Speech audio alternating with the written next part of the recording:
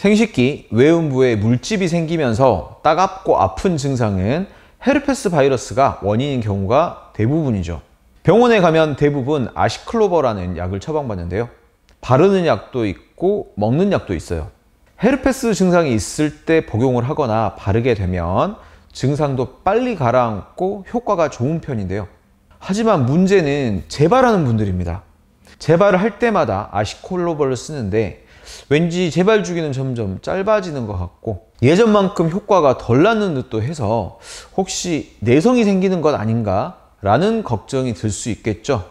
아시클로버 같은 항바이러스제도 내성이 생길까요? 결론부터 말씀드리자면 항바이러스제도 자주 쓰면 내성이 생길 수 있어요. 물론 내 몸에 내성이 생긴다는 것이 아니라 내 몸에서 기생하는 헤르페스 바이러스가 내성을 갖춘다는 것이죠. 바이러스가 항바이러스제에 대한 내성을 갖춘다는 것은 항바이러스제에 대한 방어 능력을 갖추게 되었다는 뜻이에요. 내성이 생기면 당연히 약을 투여해도 효과가 떨어집니다. 내성이 생기는 이유를 알려면 우선 아시클로버의 작용 원리를 알아야죠.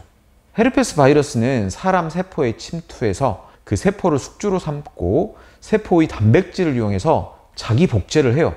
자기 복제라는 것은 쉽게 말해서 새끼를 친다는 건데요. 바이러스가 자기랑 똑같은 바이러스를 그대로 만들어내는 것이죠. 새로운 바이러스가 하나 만들어질 때 꼭 필요한 재료가 하나 있는데요. 바로 DNA 중합 효소입니다.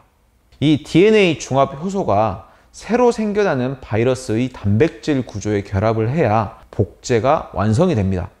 아시클로버 성분은 이 효소 대신에 바이러스 단백질 구조에 결합을 해버려서 이 효소를 무력화시킵니다.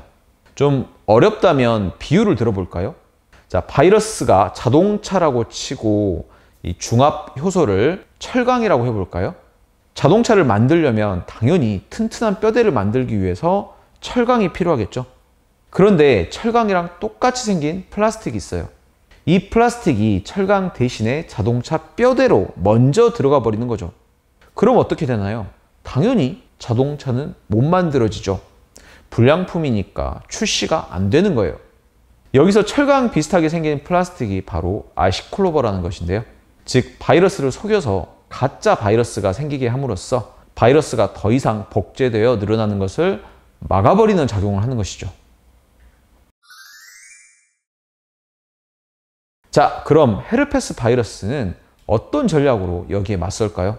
자, 한마디로 정의하면 돌연변이 전략인데요. 더 이상 아시클로버가 통하지 않는 이상한 놈이 생겨난다는 거예요. 즉 예전에는 철강 비슷하게 생긴 플라스틱이 뼈대에 달라붙을 수 있었는데 어느 순간 뼈대 구조 자체를 바꿔버린 바이러스가 나타나면서 더 이상 가짜 철강인 척하던 플라스틱이 뼈대에 붙지 못하게 돼버리는 거죠. 다른 바이러스들이 아시클로버에 막혀서 더 이상 복제를 못하는 동안 단 하나의 돌연변이라고 해도 아시클로버에 당하지 않고 이 지속적으로 수를 불려나간다면 그 바이러스와 똑같은 바이러스들인 즉 내성을 갖춰버린 바이러스들이 이전 바이러스들을 모두 대체하면서 더 이상 항바이러스 효과가 나타나지 않는다는 것입니다.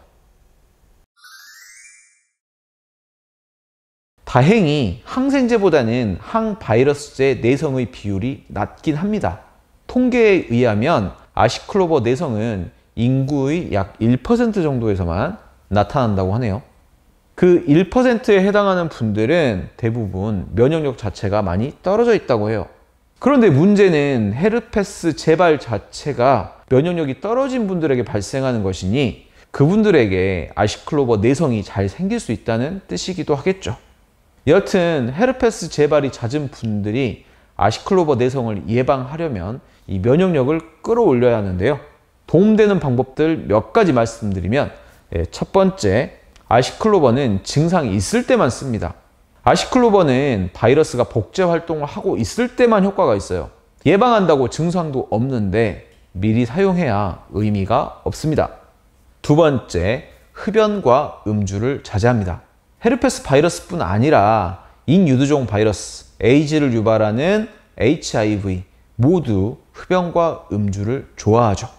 자, 세 번째, 바이러스를 막는데 꼭 필요한 필수 영양소인 아연과 비타민 D가 부족하지 않도록 충분히 보충해 줍니다.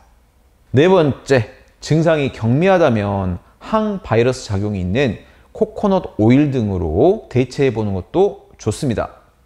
자, 이번 영상에서는 항바이러스제 내성에 대한 내용, 그리고 내성을 예방하는 방법에 대해 알아봤습니다. 저희 채널에는 여성 건강에 대한 좋은 영상들이 많으니까 자주 와서 확인해 주시고 구독, 좋아요 부탁드립니다. 네, 감사합니다.